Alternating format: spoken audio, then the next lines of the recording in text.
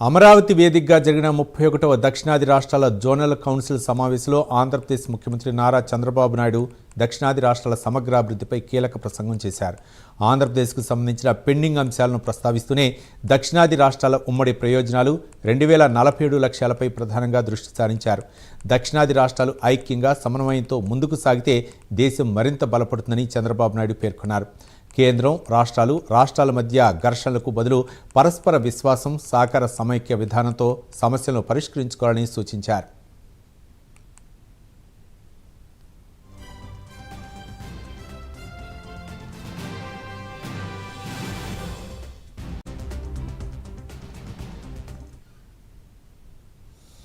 దేశ జీడీపీలో దక్షిణాది రాష్ట్రాల వాటా దాదాపు 31% ఉందని పేర్కొన్న చంద్రబాబు నాయుడు 2047 నాటికి దక్షిణ భారతదేశాన్ని $10 ట్రిలియన్ ఆర్థిక వ్యవస్థగా తీర్చిదిద్దేందుకు కలిసి పనిచేయాలని పిలుపునిచ్చారు. అమరావతి, బెంగళూరు, చెన్నై నగరాలను బలమైన రవాణా వ్యవస్థతో అనుసంధానించాలని ప్రతిపాదించారు. దక్షిణాది రాష్ట్రాలకు ఉమ్మడి లాజిస్టిక్ వ్యవస్థతో పాటు డ్రై పోర్ట్ల నెట్వర్క్ను ఏర్పాటు చేయడం ద్వారా ఎగుమతులు, పెట్టుబడులు, ఉద్యోగావకాశాలను పెంచవచ్చునని వివరించారు.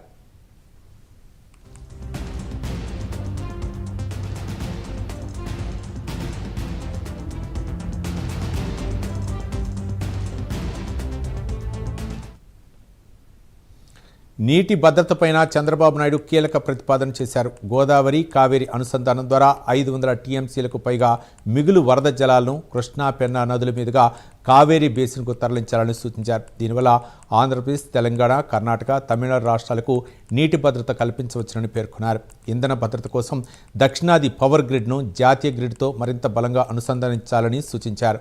విద్య, పరిశోధన, నైపుణ్యాభివృద్ధి సంస్థలతో దక్షిణాది రాష్ట్రాల ఉమ్మడి కన్సార్టియం ఏర్పాటు చేయాలని చంద్రబాబు నాయుడు ప్రతిపాదించారు.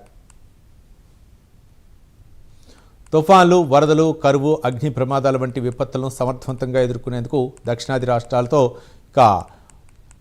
మల్టీ లెవెల్ ఎయిడ్ ఫోర్స్ ఏర్పాటు చేయాలని చెప్పారు. దేవాలయాలు, చారిత్రక ప్రదేశాలు, బౌద్ధ క్షేత్రాలు, సముద్ర తీరాలు, ప్రకృతి సంపదను కలుపుతూ ఉమ్మడి హెరిటేజ్ స్పిరిచువల్ టూరిజం సర్క్యూట్ అభివృద్ధి చేయాలని సూచించారు.